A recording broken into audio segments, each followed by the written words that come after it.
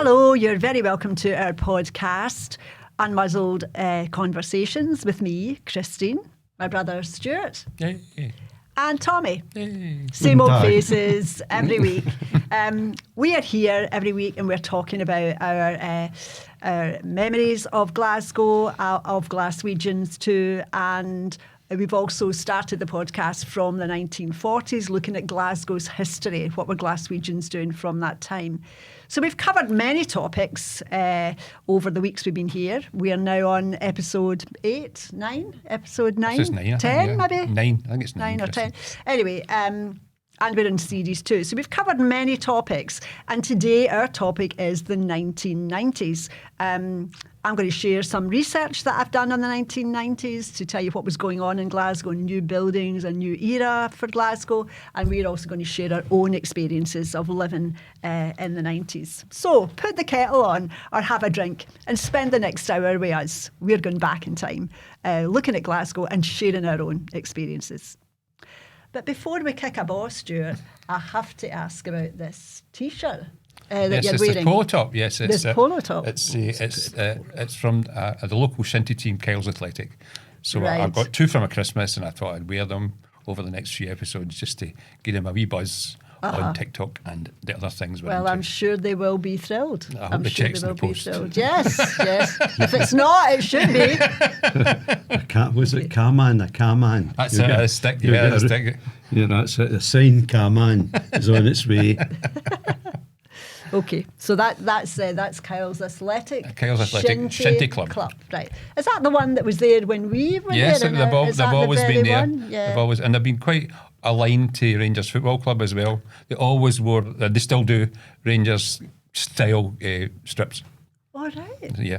I think I was told originally the Rangers gave them the strips back in 1914 and whatever. Really? Yeah. So You've they've got always worn history. blue and white. Yeah. Thank you for that, Stuart. That's We can always rely on you to add a nice little bit of detail there. It's a tradition I just made up. Lovely. Completely believable. Rangers should sponsor the balls that they use because the pitch is right next to the sea. Now, the first whack, there must be hundreds. That's true enough. Was it Kyle's a Beaut? Kyle's a Beaut, Kyle's a yeah. Beaut, yeah. Kyle's a Beaut, right. You get down there, there's all these. There must be, in Tommy, yeah. years to come, there'll be frogmen that get in there. What's this? The divers and going like that. Shinty It boys. must have been cannonballs or something. There was a war here Is of that- these shinty Are they boys that are still in like the that sea. leather thing that Oh, they they're used to be brick made hard. of? These guys are as hard as nails. They really, it's yeah. a really, really rough sport. Very skillful sport. Very it's- athletic. yeah. The football. The pitch itself seems to be about twice the size of a football park. It's really? enormous. We play 12 players in each team.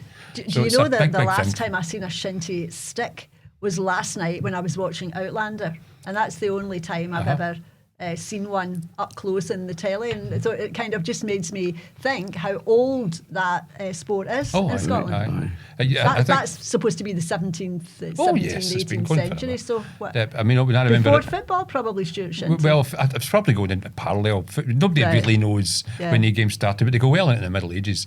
But I remember as a really? young, even teenage boys had no teeth because it's not like hockey where you've got to play it on the ground. You're not allowed to raise a stick in hockey.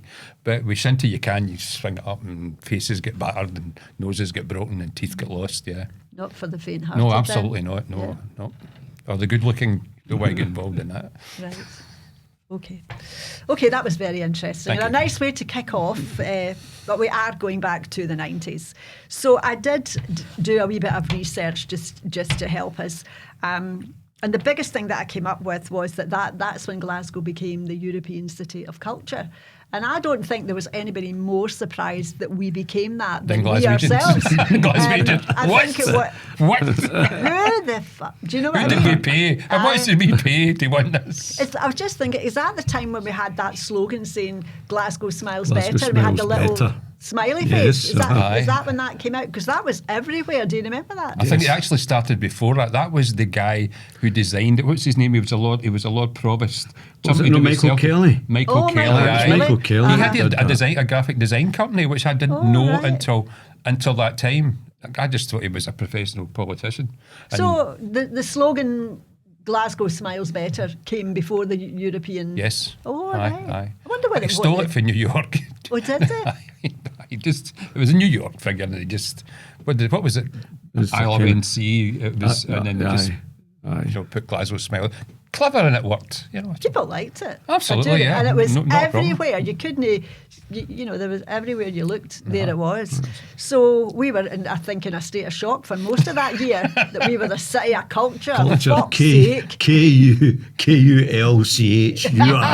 Culture. Aye. So the notes tell me that Glasgow really was very celebrated and transitional era in the 1990s, going from that post-industrial and still, I think, that kind of old reputation that Glasgow had still kind of lingering from the 1930s about the 20s, about the hard man image and the razors violence. And the gangs. Yes, no mean city, the whole violence thing. And it went from that in the 90s to being a place where people really wanted to be. And it's described as a dynamic and transformative period for Glasgow. And I think when we look through this research, we'll really remember why. I mean, it's a long time ago now. It's nearly 30 years ago. 30 years ago now. It doesn't even seem like that, does it? But when we look at all the things that were going on in the 90s, and there was a lot, but that probably, I think it was literally in 1990 we became the European City of Culture, and a lot of things came from that. And it says here that it felt as if Glasgow had finally shook off that reputation, and that Glaswegians, as opposed to being looked at as hard-nosed creatures, were now trendy and now stylish and so friendly, friendly and trendy as well. That's true. That's quite a change. That's very true. When they say transformative, I don't think they're they're playing it down. I mean, that is quite a transformation. That's true. We suddenly became cosmopolitan. We did. For you know what it meant? No, that's right. But that's it. Is that an ice cream? That's it. I've never been to Cosmopolitan, but or speak a language. No, that's right. But I do think that we were in a state of shock and almost, I don't mean in denial, but kind of ignoring it because it just didn't seem right. No. Do you know what I mean? And, imposter syndrome, Christine. Imposter syndrome, definitely. Who stuck us with that tag? Who said that? Must be a lie. No. Must be a lie. So we were, and I remember on the television, when they were doing anything about trend-setting people, you suddenly find, cameras in Merchant City and, people cutting about with, lovely clothes. And, those were the days, I think, when we had, we still do have quite a lot of designer shops, but we had that Italian one that is so well known that we still think of today. Armani. We had Armani shop opened up, and I remember being in it several times. Always for my son, of course, never for myself. And there was a security guy in the door, and they would vet you whether you would get in or not. Sometimes you got a wage slip. You need to. Exactly. Sometimes they would say, not today. That's what they say in pubs, isn't it? Not today, or not tonight, hen. I have to say, this is off-piste a wee bit, but it's really funny and it's relevant. Geraldine and I were once, we've been to Italy, Milan. No, Venice. Been to Venice a couple of times. Venice is just beautiful. It's just beautiful. And Geraldine's looking at the banana glass stuff. And I'm Mr. No Patience. Very good. And I turn around and I see a Hugo Boss shop, and it's really, really unusual because it's solid glass. There's not like a line in it. There wee faint lines when you get up close. And the door was the same. It looked like there wasn't a door. Transparent kind of thing. Completely glass. And I went up and I went, I think I'll walk in there. So I leave Geraldine look at all these wee figurines, and I walks up and I find the handle and I'm going like that and it's locked. Right, it's locked. And this guy. By request only. Worse than that, Christine. This an Italian, a local guy. He's inside it, very smart looking guy, and he's inside the shop and he walks up and he looks at me and he goes, no. Couldn't move for laughing. I thought, there's a man that knows his stuff. Oh my God, how that's a judge of character. That's what's Glaswegian for? No, you pal. Get yourself to fuck. Basically that's what he was. But it was funny, and I deserved it. I shouldn't have been anywhere near that shop, but I just thought I'd throw that in because it is really relevant. Yeah. You've got to laugh at yourself. I've been to, sometimes I would think, I'll cut down into that into that shop and look and see if they've got any T-shirts at £95 for my son, if they've got any T-shirts. No, that's a lie. They weren't as much as that, but they were expensive. And they would just say no. Not today. I'm not let you in. No. And I remember just at the beginning of the millennium, I've got a great story about a coat, but maybe not for today. But anyway, I had this incredible coat that I came upon from Milan. You might have seen me in it. It's a big suede coat. And it goes right down to my knees. So there's always a huge story. How was I going to get a coat from Milan? So, but anyway, I thought, I'll get the coat on. Let's see if I get in. Oh, come in. Come in. The big Milan coat that wasn't even mine that became mine. Right. But that was my passport. That was a passport into getting in. So there was these shops, and there was also Versace in Merchant City as well. So these were really like what I would have called like London shops. Is that like Versace? But just the same. Only So in Italian. Italian You wouldn't get into the shop in Italy either if it's up And you wouldn't get with a into one KBG as well. But not a day, pal. No. He says, is this Versace? No, they're down the road. That's the fakes. They're in the fakes. Aye. That's Just get yourself to fuck. Right, stop kidding on here. This is not your territory. You don't belong here. Do you got a passport? A passport to get out? I don't think so. So I have been refused a couple of times, but kept going back. I thought to myself, that's a boy for you. Get that fucking coat on. You'll never ever get turned away with the coat. There and that was go, my Christine. passport. I get into Versailles, no bother. In you come, That's the looking way at to the do coat. it. Come in. I said, yes, I will come in. But never go with it. Never go with it. So these shops were starting to appear when we were used to the C&A. We were used to man at C&A. What every woman wants. Wawas. Loving what every woman wants. So suddenly, this is how our city was changing, and there was a lot of building as well going on in Glasgow at that time too. The Merchant City became the Merchant City. So what were you saying it was before that, Tommy?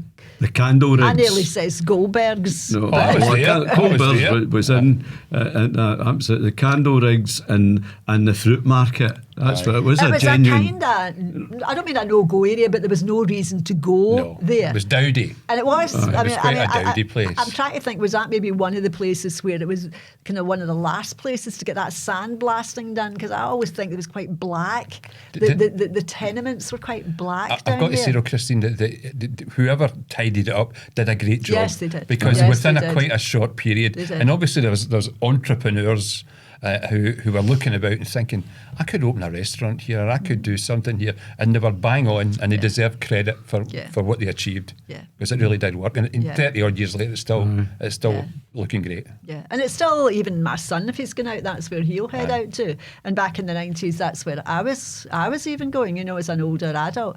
And in the Merchant City, they had this brilliant restaurant called Babbity Bowsters. I don't know if you've ever heard of it. Pub, was it? No, it's a pub and a restaurant upstairs. Oh, right, I was just in the pub part. So the wee pub part was quite small, It was if you remember. And it was painted black outside, I remember. I'm sure it was. Yeah, and I think it was white inside. It was one of the ones that was quite nice inside, but small. I mean, it really was like a kind of big living room and a bar along here at the left-hand side. But a small amount of people could be in it. And you'd be sitting there talking away to whoever it was you were with, whatever. And somebody would just go like that. And they would bring out an accordion. They'd just bend down like that. And people would go, oh, right, there's that guy. And immediately there was singing. Aye. And within seconds, somebody else had a drum. It was like one of the things you see in a movie.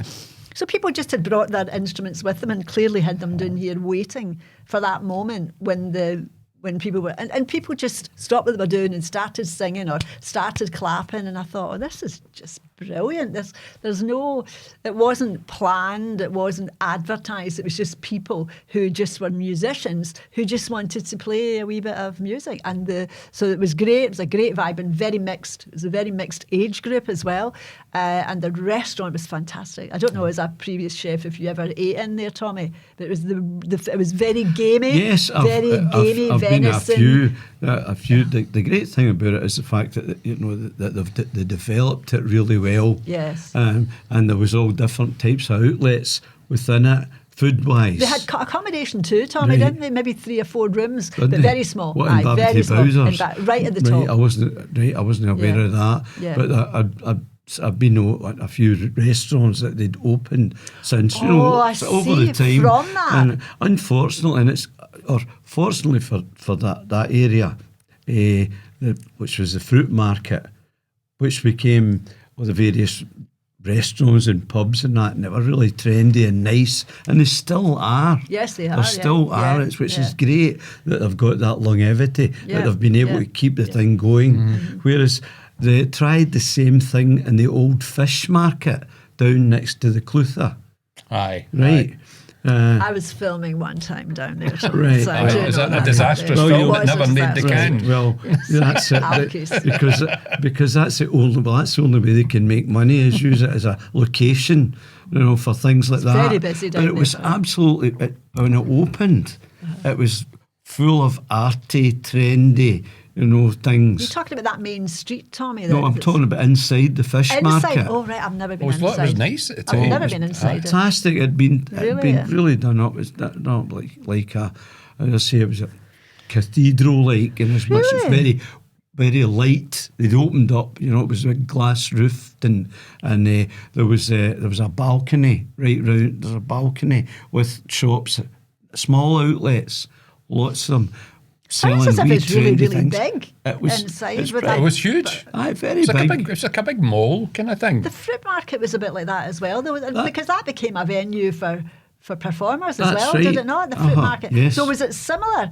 Because I remember the fruit market had a wee kind of balcony thing That's as right. well. Well, it's kind of similar in as much that the fact that the idea was the same. Maybe built at the same time, Right. maybe. The idea was the same. They must have thought, well, that's the fruit market's going to be that type of venue. Or we'll turn it into that. We'll turn the fish market into that. And it never took off. I People wonder just why. The footfall. didn't go. I don't know that as you say, the trendy shops are near the fruit market. They're round about that area. Yeah, Ingram Street, all that There are kind no of way. trendy shops. You're heading towards the Barras.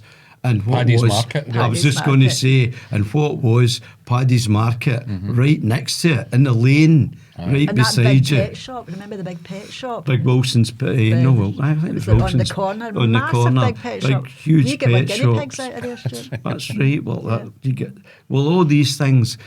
They didn't attract. There wasn't enough other things going on in there. glitterati. Oh, the You glitterati. had to go off piste basically to get you, or wander off the Wander off the reservation That's it. to get there. No, you know, that's it. That's why it's Indian country when you're getting that's where the guy would sell you the suit from Marks and Spencer's.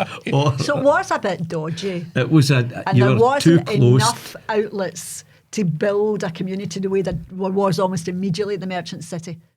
Do you know what I mean? Aye. Almost within like a couple of years, there was all these different shops Yes. and different things going on, and there became a little community. And that didn't seem to happen. It was just remained a dodgy bit of Glasgow. Yeah, and the other thing I can remember about it was, as I say, there was these really small, trendy outlets, but very few food outlets. There was things like, wooden furniture and things like that, and a blooming...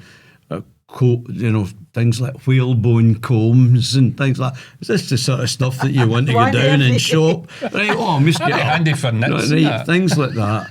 But there were things that people would really need to. You would probably it'd be very popular online now.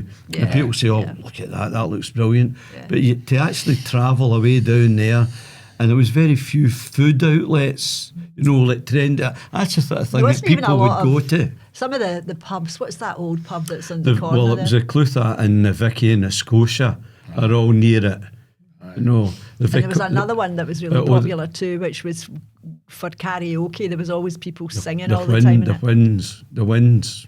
Is it? There's a Wednesday But they as were all well. quite, I don't mean dodgy pubs, but they were quite... No, they're down, they weren't what you would call modern down and market. trendy by comparison to what it was in the Merchant City. It was all glossy, it much was all glossier. glossy. Right. But as well as that, you always felt that an investment that was made there was really heavy investment. You know, some of the pubs and stuff that were opened up, and the Hugo Boss shop that was opened up at Ingram's was fucking unbelievable. It was like something from New York, you know. So clearly people must have thought there is going to come a time when these Glaswegians are going to have a lot of money, and this is the time to. And they're all big spenders. Yep. Yeah, like a credit card. Like a credit card. Another shop called Cruise. Oh yeah, That was that. They had bouncers in it as well. They did. You bounced it? No, that's right. No, they're still now. No, Still now. I get. No, not today, sir. Did you? I think in Well, Cruise. the bouncers are actually inside now. They used to be standing outside, Right, but now right. they're looking at you, so they don't need to open the door because they're all locked. So they look at you like that. Not very inclusive, and they Christine, don't they don't do that. They just look away as if somebody spoke to them and had to go Turn away. their back on and you. they're way up the stairs somewhere, and then people will go like that because you can't let you in if the security man's not here. You know, that kind of thing. So, Well, so look at there's so many shops, so many different outlets that were converted. Like for example, the Corinthian I was just going was to a say, bank, an you know, and the incredible court, place. a high, but wasn't it? Was it a high court? Certainly a courthouse as well, beside the Corinthian and all these places, and they're absolutely Beautiful. the only the way you got inside to see them is when you robbed somebody. It's only burglars that saw the nice place. This place is fucking beautiful, isn't it? Not guilty, sir. Not guilty. It wasn't me, and I wasn't the only one. But they were, and even now, as you've said earlier about longevity, you still will struggle to find a table in that restaurant. It's still very, very, very busy. Of course, now they've got several floors in there now, or maybe they always did have, and they have a casino in there now. Wow. Right. They've got, like, I think, billiards table, and you know, sort of various things to keep people. So when you walk in there, there's not just a pub and a restaurant. There's a lot of other things going on too, and that's clever. That keeps people in. You know, when they can go from place to place within your one main building. I was in 1990. I had before that for 2 years. I worked with one of my friends, and we were doing typesetting and things like that. Then I got a job where I did a graphic design company, Scott Stern, and 1990. And I remember there was this guy came to work with us, and a lot of people with different accents worked there. And I said to him, where do you come from? And he told me where he come from. I can't remember where it was. And he said, I said, where do you live? And he says, I'm living, in the Merchant City. I says, whereabouts? He says, it's just, he says, it's near, I think, where the Denison Pally used to be. I says, that's Denison. He says, no, it's called Merchant City East. And I'll tell you, in a similar vein, this other guy, he had come from Kenya, a young guy, and his parents were Scottish, and anyway, came from Kenya, and he came over. And again, I was working late with him one night, and I said, no, where do you live now? He says, Kelvinside North. I said, whereabouts that? And he told me the street, and it was Mary Hill. It was Mary Hill. I think that's really funny, But I think it's funny It's a bit too. of a rip-off. You try and sell your house to somebody that's a Glaswegian, and you will get away with it. I remember as well when Springburn became Merchant City North. North. Extreme Extremely north. North is fun. And I thought, no, come on now, this is all about house prices, isn't it? It's all about postcode. I'll need to It's all remember about that, Christine. that. Came North, yeah. Merchant City North. Merchant City North, yeah. They've done the most fuck recent was everybody's trying to get into the Mearns, to get, especially as a catchment area for the school. Schools, yeah. Right, so trying to get into the Mearns, and they've been building in the Mearns, but now they've extended it all the time to the point now that people who lived in the Mearns are fed up with people who actually stay in Borheed, right? And they now call it Upper Borheed, but they still say they're in the Mearns, right? But they say no, you're in Upper Borheed. Well, Lindsay years ago was the same. It stretched so far east it was Cumbernauld, but it was still called Lindsay. What you'll do for a postcode. Oh, absolutely, aye. People used to say the Mearns, didn't they? The Mearns. So Merchant City was born then, as we know, and it is nice to see that 30 years later it is still as popular as it was then. Aye, and everything that was up and running then is up and running now. All the clubs and restaurants and things that were open then are still going now, and that's a great thing to know. I was thinking about, remember there was a Merchant City Square which looked like it was the inside of a building, and would it be Christmas, they would have stalls and stuff in there and a lot of food outlets. So that was a nice place to go if you lived in Glasgow for Christmas time, because there was all these little handmade like earrings and bits and pieces that you don't really need but might be quite nice for Christmas. And I always thought they did it really well, and nice Christmas stuff and, you know, nice food and a lot of nice pubs, and so really kind of thought of everything. I thought it was very well planned. Whoever was in charge at that time, they've actually got it right, and it's nice to see it still thriving, definitely. At that time, the Gallery of Modern Art was completed then as well. So do you remember what that was before? Yes, because as I've said previously, when my indentured apprenticeship was in the Western Club in Royal Exchange Square, right, which is it was a Stirling Library. Oh. That was where it was. I used to spend my time, but if I got a couple of hours off, I'd go down into Stirling Library and read for a while before I went back in and did an evening service. Right. But it was just literally walking across the road, out of the building at the Western Club and right into the Stirling Library, that's where it was. And it was just a public library. So they just converted it then from being a library into. Have you been into it's called GOMO, isn't it? Glasgow. I don't know. I've been in it though. I don't. What's that called? The Glasgow Gallery of Modern Art. Aye, GOMO. Have you been in it? Me? Yeah. Yeah. So it's lovely, isn't it? It's and they've got a lot of quite kind of old people like us that are running it and looking after you.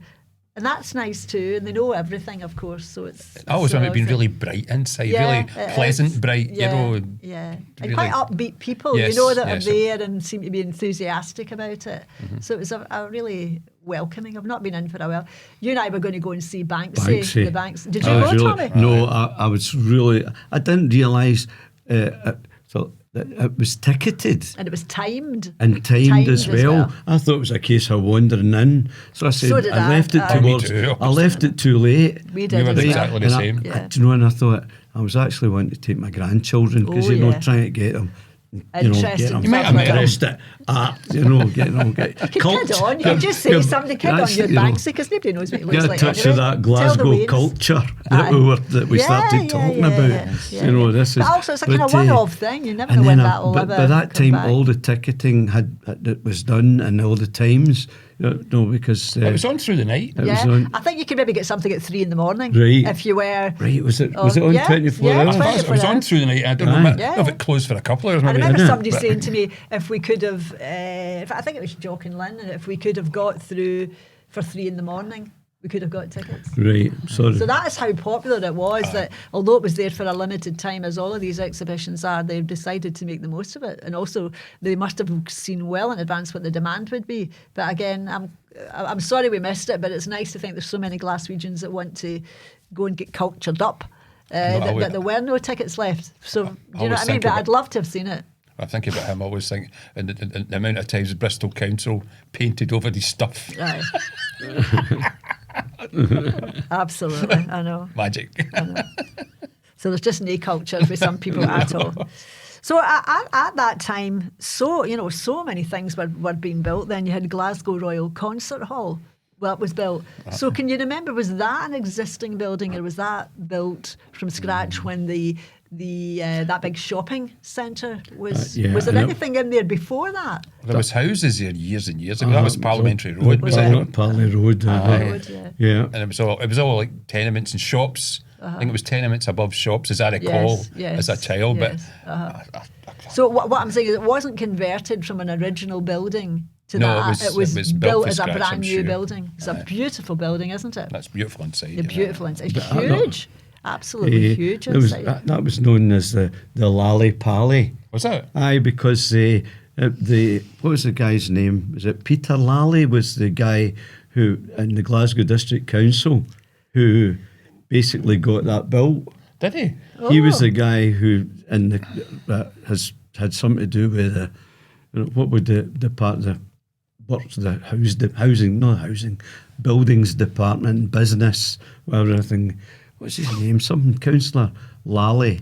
I think he was the Lord Provost at one time as well. He might have been. I think he was the Provost as well. It's not Pat, is it? Pat Lally. Well done. Pat said Peter. Pat Lally. And it became Lally's Pally because it was built so he was one of the main under his negotiators to get it jurisdiction. done. Well done. And that's where it became that. At that time, I was at Lally's Pally. So you can understand why the 90s is described as a really transformative time in Glasgow. When you look at these big buildings that are, and still thriving today. And another one of them was the Glasgow Science Centre. So I'm sad to say I've never been. Have you? Me neither. Have you And been, I worked Tommy? right across from it and Yeah. never was in it. Yeah. It didn't appeal to me at all. No, than me, but I think if I had children, I probably would, because It was apparently good there was 'cause a I took lot the of kids. interactive I took things the for kids children. there, Yeah. and as I say, that's it. Well, loads and loads of interactive things, All these, these. What looks It's like to make glass, science more friendly. these glass Of course, balls, and aye. you put your hand in it, and all the electricity zzz, Yeah, and there was that one where your hair No, went that's up. right. I That remember seeing stuff that on the telly, and I thought that's great for children, a where they lot don't of, need to be, like that. optical about it. illusion stuff Yeah. as well. The kids. I did take the kids there. Oh, that's good. No, I think if I had kids, I probably would have made an effort to go. But, Probably but bored. never. I probably bored them to death, and I loved it. I'm going try this. You can say you've been. And of course, the other thing that was built was the Armadillo, which was a kind of smaller place than the SECC with 3,000 seats, a multifunctional place. Plus all where these we have houses that been. were all being built along the Clyde as well. On the other side. On the north side. Both sides, yeah. Most Yeah, both of them sides. on the north side, Yeah, yeah. Aye, Green, I and worked also quite close to that. those were old warehouses Aye, and that- Yeah. that we were talking earlier about when the Yes, ships yes, I do were in remember, the yeah. Clyde, and these were the warehouses, and they just knocked the warehouses and they built all these flats. Yeah, but they were actually really quite top end Oh, flats. aye. Were they Oh, not? very- I mean, they're very- extremely aye. expensive flats. And of course, then what happened was a lot of people bought them as buy to lets. Do you remember this story? Mm-hmm. And people were buying them as buy to lets, so investments. And some people were doing things like downsizing, retiring, and saying, I think we'll just get rid of our big house and our garden and buy one of these super lovely flats. And of course, sometimes when people were buying to let, it maybe wasn't the kind of person that you would be expecting to be in the lift with. Gangsters. And also then I think people would maybe be taking anybody into their buy to let because they could be supported by the government. Who would pay the rent of people who were not in a right, position to be able to pay for it? DHSS. Yes, I want to be very careful what I'm saying. I don't want to offend anybody. But quite often that was the advert, was Yeah. no DHSS. That's right. But I remember hearing a story of a couple that had given up their lovely house in Bearsden to buy this lovely penthouse in one of these buildings. I think it was near the one that was on the north side, and because they were all different sizes, as you know, and beautiful inside, and a lot of them were like masonette, like different multi-leveled as well, so kind of townhouse feel to some of them. And they were just horrified at how that turned out. There was all sorts of people living in their building, and they couldn't sell it. They couldn't get rid of it. So, what we all thought it was being built for wasn't exactly how it really turned out. But in saying that, there was a huge amount of houses that were built then. I can't imagine. There must be thousands of them, on both Christy. sides. I remember at the time, and this didn't happen, but it made kind of sense at the time. A lot of people were concerned that house prices would drop in Glasgow because of that. Because suddenly over a couple of years, they created literally thousands and thousands of new dwellings that didn't exist before. But it didn't happen. Or if it did, it was very, very short-lived because the prices have continued to go through the roof. So there was something that people are frightened of that didn't come to pass, fortunately. So the other thing that happened that I remember quite well was that the West End, or maybe it was just me at that age becoming more aware of the West End, because although I kind of lived out that way, I didn't live in the West End, but I lived out that direction. And it seemed to come into its own wee culture. It sort of became its own wee fragment of Glasgow, its own wee town. And some gay guys, I would go about and would say, the Wendy's have arrived. That's what they called guys that lived in the West End. Wendy's, aye. She's a Wendy. That kind of thing. And it had its own wee kind of Ashton Lane and something a little bit different for you. But kind of a wee bit like Merchant City, I suppose, in some ways, but more privately owned, ubiquitous chip. You know, nice kind of areas and something a wee bit different. I think the people there were a wee bit more flamboyant. I remember driving up and down there in the 90s, and there was like old guys with ponytails and things like that. You would, good luck to them, but you'd never see people like that anywhere else. Their own kind of community then, wasn't it? Like maybe more arty, maybe just more. I feel that although it was just simply a continuation of the 60s, right through each generation, because the West End was always the arty section of the things. That's when we were talking in the 70s when we had flats there, and wandered around, and it's even more trendier now than it was then. But there was still Ashton Lane, and there were still wee trendy shops around. Do you remember the ubiquitous chip? Oh, the chip was there. Do you remember it? I was never in it. Yeah, but they had a wee fountain in it, didn't they, Tom? If I can remember right, and everything was kind of built around this wee fountain. I've only been in it. You could not get a seat in there on a Saturday night. No, well, it's still the same. Place. My daughter was still there. The same, yeah. My daughter was there on Saturday. Really? No, that's it. No, so they've applied for another mortgage. Extremely expensive. Oh my God, it's outrageously expensive. Absolutely expensive. Yeah. So the other thing that was going on was, you might remember this, a record store called FOP. FOPP, yeah. And that was known as the West End destination for the latest albums of the day. Because people in those days, we would be going out buying albums still, weren't we? Still buying records and stuff in the 90s, were we? No? Were we cassettes now? I would say CDs. CDs in the 90s. CDs in the 90s. Saying albums here, so maybe that's wrong. Well, it would be CD albums, still albums. Of course. Still albums that were still being... we weren't downloading then. As yet. But the other place that was really, really popular, and I was thinking about this when you were talking about your dungarees, Stuart, was Flip, the American clothing store that was in Queen Street, and that had all those original denims and Levi's and T-shirts as well. Yeah, T-shirts, and that was a fabulous. My son Kevin, shop. he's bought all his stuff out of there. Yeah, it's not there now, is it? I don't, it's been going for a while, Christine, as I recall. Apparently, I remember Kevin said, how did he get this stuff here? Yeah. There were just people in the US just would go down jumble sales and garage sales, literally fill up a container and just bump it over here. Yeah. And the people would just take it out. People go loved through it. People loved it though. And I mean, people would comment if you had anything from there because it was, you could see straight away it was completely different, and it was authentic and good quality as well. Aye. So, and it was good for, you could buy records and posters and various other things in Flip as well. I also noted that in 1995, Bon Jovi appeared at the Tower Records. So that must have been to celebrate or promote one of their albums. Yeah, so that would true, be probably. So that must have been a thing. So I made a wee list of what was going on, what were we doing, what were people doing, where were we going and where were we eating out. And one of the places I personally remember really well is Dino Ferrari's in Sucky Hall Street. Now, I don't know if you ever eaten Dino's, did you? Yes. Ever? It was the best spaghetti, the best Italian food. People told me, I wasn't a big fan, I didn't know much about it, but I always enjoyed everything I had in there.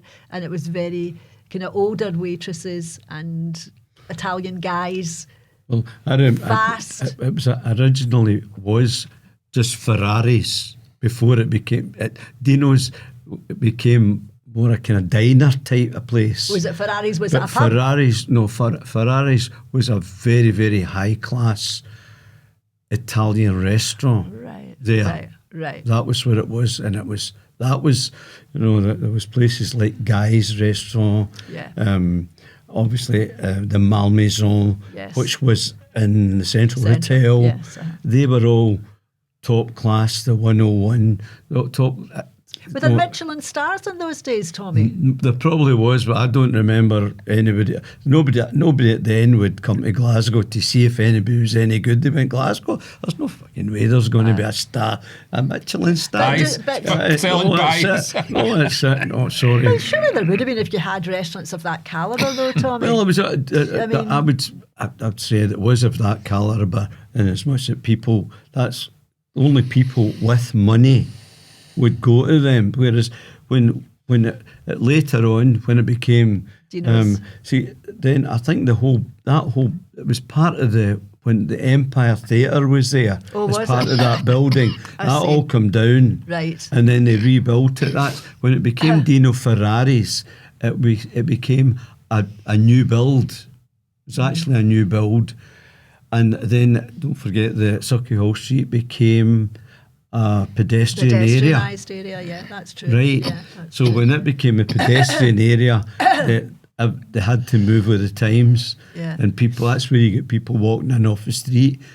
And it was, the pizza was great. It was still great Italian food, but it was wasn't- very basic stuff. It was Aye, lots that of was- pastas, but very basic kind of thing. But it was lovely and great waiters and waitresses. But Yeah. it was that kind of booth style seating. Yes. Remember that, Tommy? No, no. Yeah. So No. that was a wee bit of a favourite of mine. And of course the Wimpy. Oh, I loved the Wimpy. Aye. Did you like the Wimpy? Oh, the Wimpy, that's Aye. it. It's just going, isn't it? It's just going. There's The still Wimpy. I was in one a I've couple never of seen years one. ago. Yeah. I can't remember where it was. But the difference was the Wimpy and Burger King and them, they had waitresses. So you sat down and they got served. And they get served. I don't think there was a great deal of difference apart So it was from that. mostly about burgers and chips, though, was it not? Mostly about They that weren't kind licensed of thing. either, just like Yeah.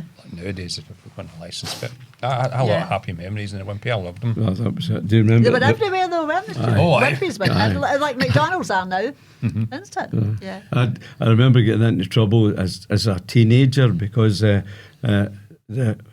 got into town and coming back and my mother saying, "And where were you?" And I said, "The Wimpy Bar." And she thought I'd sneaked pub? into a pub Aye. Yeah. because Because they were called the Wimpy Bar. They were That's called right. the They were Wimpy called- Bar, yeah, and yeah. she never went into the town. Oh, so she she was did very not. seldom did she ever get. She certainly never knew there was such a thing as a Wimpy Bar. Yeah. So she actually thought, If only she knew. "Don't get at your age." No, you're not that. So, no, it was that Wimpy. The Wimpy was great. So here's a couple of the clubs and pubs that were going on at that time. A personal favourite of mine is Cafe Gandolfi, because we were actually talking about the Merchant City Yes. earlier. Have you been in, Tommy? Yes, You've been aye, in Cafe aye, Gandolfi. yeah. I mean, the furniture is incredible, isn't it? That Beautiful wooden place, furniture is beautiful. fabulous, No, and the if guy you like owns it. that It's the old- nicest guy ever. It's a lovely, lovely place. Specialised fish. Their fish is Yeah, really amazing. nice, really nice. That guy I remember opened a fish restaurant next to it. Wrong time, just before COVID and the whole thing collapsed. And never the money. I remember him taking us in and showing these incredible, like tiled walls he'd put up with fish, and right. all gone. Right. Just Wow. So that was one place. Then there was the garage. You remember the garage? Yeah. Yeah. Is that the one where the car was sticking Aye, out of that's the wall? right. and City That's Hall right. Street? Aye, And that's aye. still there now. Still Garage there. is still there now. I went to see the Stranglers. Well, it wasn't the Stranglers. What's his name? Hugh Cornwell. Last year, the guy for the Stranglers. Right. I went to see his. So see there him. you go. There's another That's- venue still- that's still, and so still is going. Cafe Gandolfi, still going strong. The Arches, which I know was a big favourite of my son. The Arches, when he would be going there. I think the 90s. The Revolution Bar. I don't personally remember this. The Revolution Bar. Do you remember it? No. Of course, you would be married guys then. Aye, You were aye, guys. everyone You was were all guys. fucking in the house Do watching you know? Corey. Do you know what I remember? When I worked in this graphic design company, I was 20 years older than everybody else, and the company paid well, and people worked a lot overtime, and they get good rates for overtime. They were getting double time quite a lot of time. So a lot of people, young people, pay a lot of money, and they would go and spend it. And I remember one time they were all going to. There was a club in the Candle Rigs, and it was a kind of strip club or a private private dancing club or something like that, right? And they asked me to go. I says, no, I'm not going. And it's not any great moral thing. It's because I would make an arse of myself. I'd be the one that would get photographed with the strippers, you know, and I thought, I'm not going to do that. I'm just not going to go. I think it'd be a pretty expensive night out well, as well. That's the joke, you know. Thing. Anyway, so 20 working Mondays. How'd you go? Oh, it was great. It was absolutely brilliant. And this guy says, I get a private dance. I says, Christ, that must have cost you a few quid. He says, I says, what was it, about a £5 or something? This is 30 odd years ago. 75 quid. I'm like, what? I would go on holiday with 75 quid. You did have a stroke. If they'd asked you that, you would get taken away in an ambulance. I say, how much was that, dear? 75. 25% is what it Pence. Anyway, I don't know what that club was called. I ordered like a lot of. I remember it. Used who to was have it that used to go and get spotted? Who was it? Mitchell Lane? Was it him? Mo played for Rangers and Celtic. Mo Johnston. Mo Johnston apparently was there, and a lot of the kind of characters. I think it was Mitchell Lane. It was only the there. bottom of Mitchell Lane. We used to have that flashing of an image of a girl standing like that. Oh, that's not a place for me to go. Then there was Clatty Pat's. You don't remember. Well, we do. We live quite near there. Oh, was it open when you were there? Aye, I've never been in it. I've got to say, I was never in it. But aye, yeah, it's open for it. That's still going now. I mean, I think it's called something else now, but I drive past it a lot going to my work and things. They don't just call Cleopatra's, maybe? No, I don't know. I think it's something else now, but it was. Is it not just a kind of bar type place? There is a bar on the street level, but there's also that side entrance that there always was up to the. So it's like a dance hall. Was it a dance hall? It's like a disco type thing. So it's the floor above. So it was always a bar on the floor level. I never went in, and I was never in Clatty Pat's, as they say. I don't think that's a bad thing to say, Tom. I don't really. Don't apologise for it. A guy used to work in the bar, I think. I'm sure it was in the bar. It still for looks a pint, as busy when I go past at night time. There's a guy I worked with, and he was always sniffing about the women. The guy would be in his early 30s, but he was still like a boy, you know, still like a teenager.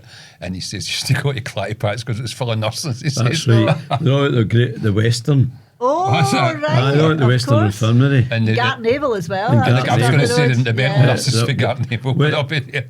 Gartnavel in the Western Infirmary, you know, they said, I was told that they congregated there at that time. So if you wanted a nurse, that's where you would head. They were all mental apparently as well. No, so I'd already been married for at least 15 years. You had no chance of getting out, Tommy. You were in. Then there was the Buttery, which is lovely. I don't know if you've ever been to the Buttery, which was nice. I loved the Butteries. The Butteries were just amazing. The Butteries? The big rolls, big heavy rolls. Right. And hot butter, hot butter. Like hot rolls and melted meatloaves. Nice. That's high class, isn't it? Heart attack stuff. But thoroughly enjoyable. It's actually, they make them, or it comes from Aberdeen. Aye.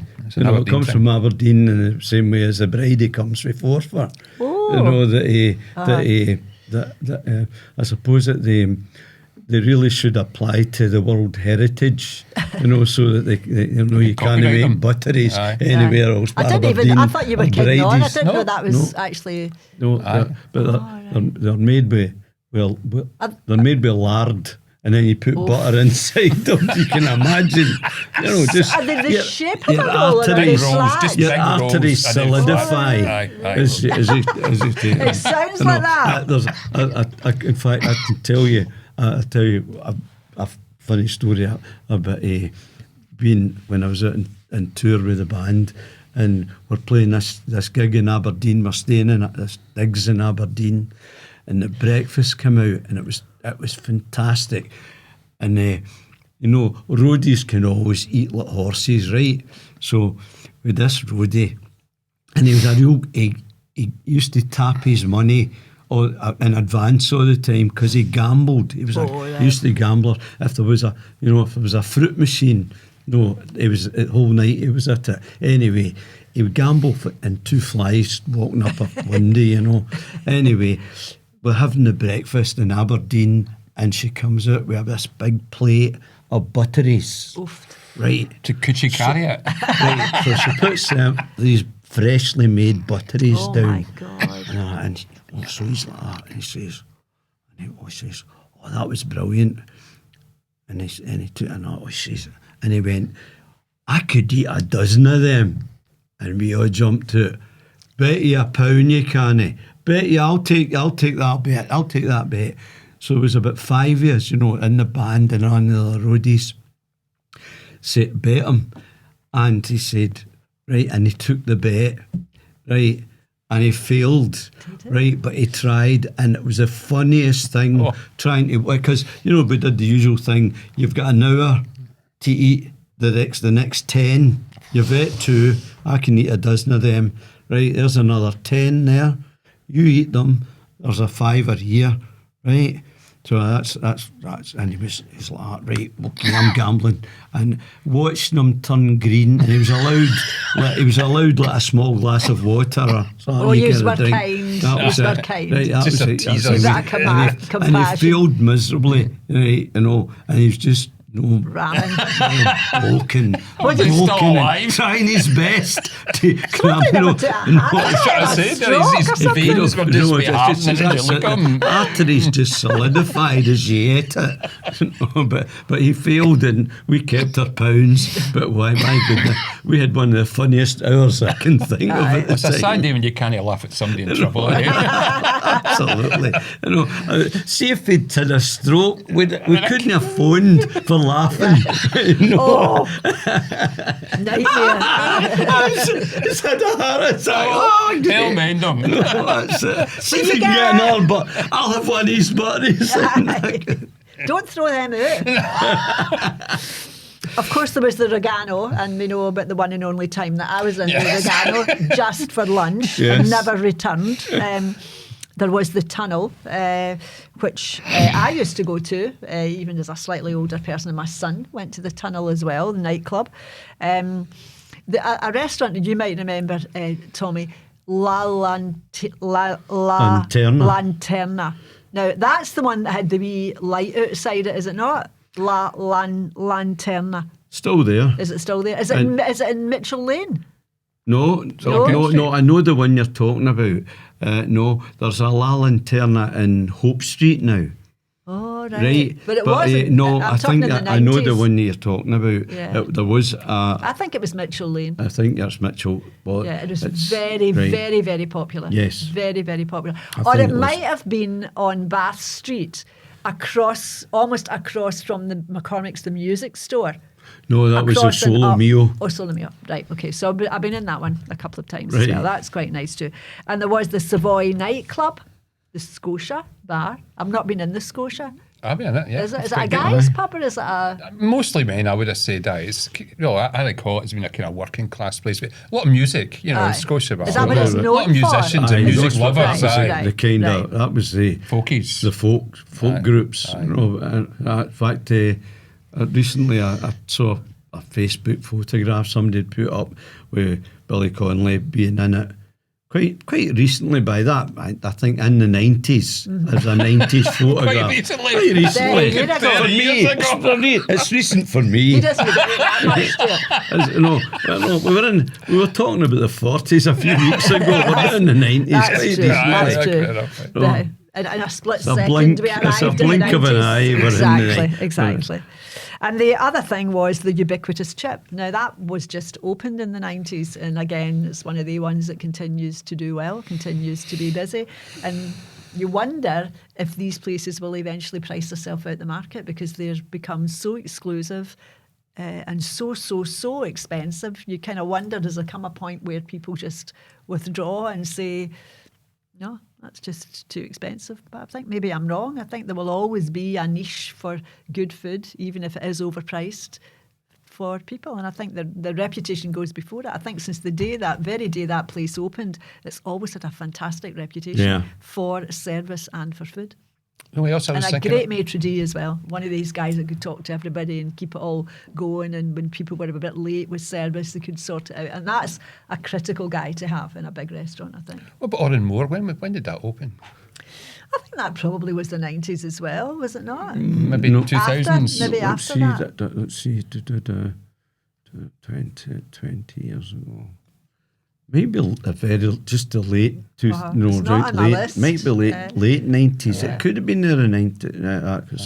Because I remember. Because again, that was very, very popular. I think I've not been for a few years, but I thought it was a great place. It's really, nice. really impressive. And I think it created something there where there was nothing before. Yeah. You know, it used a building. It used to be a church. minister's college. That's right. Really? That's what it was. I thought it was a church. Well, it was a church as part of it, but that's what the building was built for.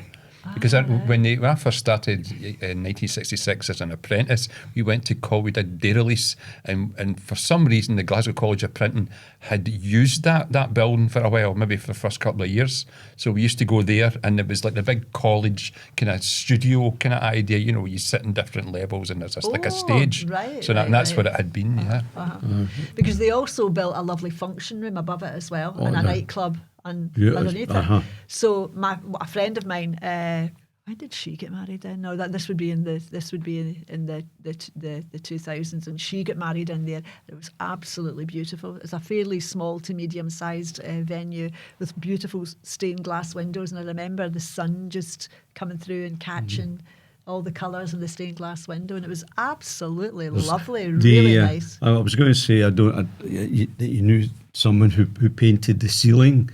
You know, because it's it's Michelangelo. Is it? Like, I can't even remember. The ceiling is all painted.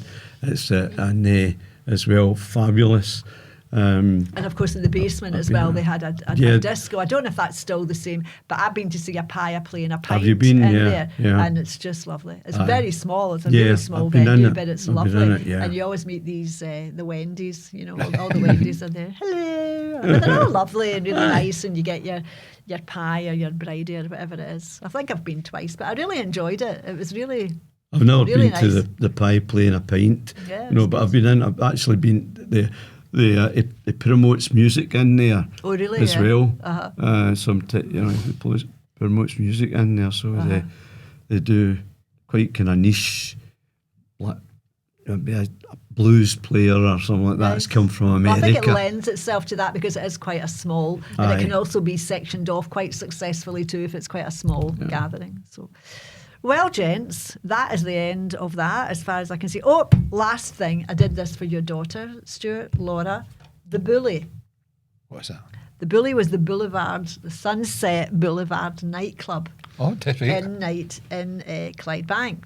And as soon as I seen it, I remember Laura going to that and thinking, how the fuck do you get from where you are way over to Clydebank? But it was a big, and I said to my son, do you remember that? He went, oh, why? In the 90s, that was a really big thing. So that was just down the road from us.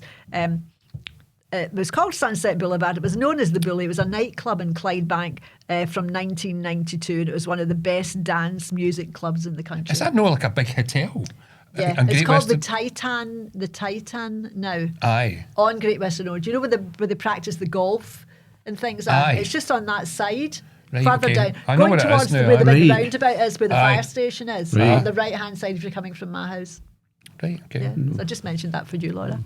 I'm sure there's a lot of happy memories there that you don't want to talk about. Obviously not. I've never heard them going there. Wouldn't put you in the spot. No problem. Hope I've not said the wrong thing. I think she late. took my daughter, who was her pal at the time. Oh, really? I think so. Oh, she was a big bully. I remember her saying, never once mentioned it to me. Kept that one quiet, Laura, eh? No. It's it. So what I've enjoyed looking back at the 90s, because it doesn't seem that long ago. Sometimes we're looking at the 60s and 70s a long time ago, but the 90s seems, because we're quite old, I think it seems a bit more near. So that is the end of today's episode. Thank you very much, as always, for joining us. It's great to have your company.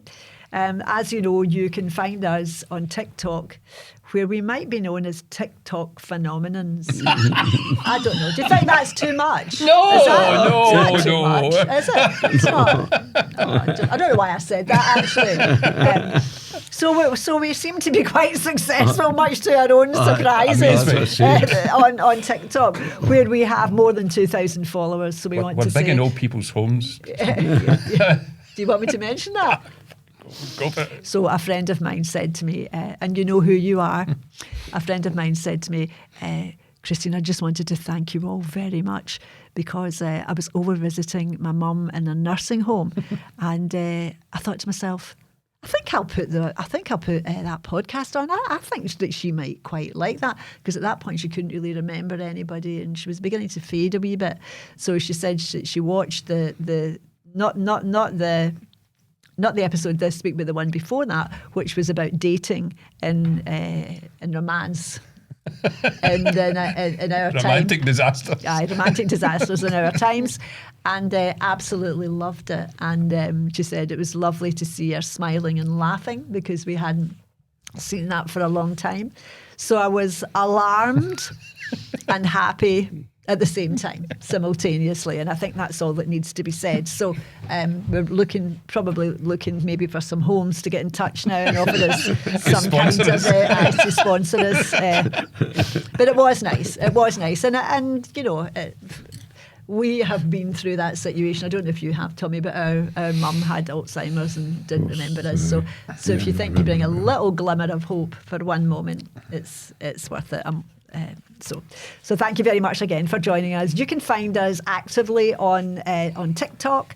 We're also on Instagram and Facebook, and we're going to kind of revive YouTube that. as well, Kristen. And the podcasts are available on YouTube and Spotify too.